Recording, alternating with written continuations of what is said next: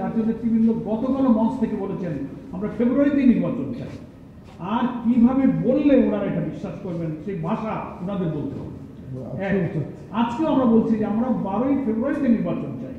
8 দল এবং আমাদের বাংলাদেশ জামাত ইসলামের আমি আপনাদের রেকর্ড বলবে যে আমরাই আগামী রমজানের আগে নির্বাচনের দাবি প্রথম আমরাই করেছি সর্বপ্রথম।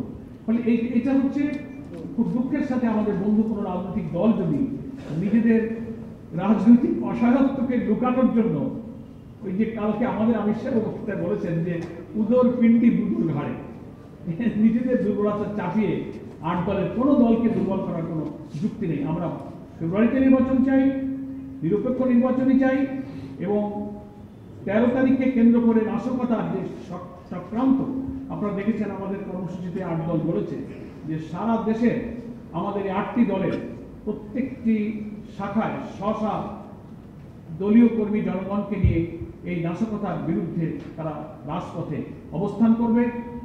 দেশের স্থিতিশীলতা রক্ষার জন্য আমরা মনে করি অন্যান্য রাজনৈতিক দল বিএনপি সহ প্রত্যেকের, যারা আমরা ফ্যাসিবাদ বিরোধী আন্দোলনে ছিলাম, এটা প্রত্যেকের দায়িত্ব এই দেশকে অশান্তি, ইভেন আপনারা যেটা প্রশ্ন করছেন একটা অজানা আতঙ্কের কথা, 111 সহ নানান অশান্তির কথা, এটা কেউই আমরা কামনা করি না। আমরা ফ্যাসিবাদ বিরোধী আন্দোলনে যারা ছিলাম, আমরা অন্তত এই ইস্যুতে সবাই ঐক্যবদ্ধভাবে আমরা ফ্যাসিস্ট এবং ফ্যাসিস্টদের দোষরদেরকে আমরা কখনোই রাজনীতিতে এই নাশকতার কোনো সুযোগ আমরা দেব না।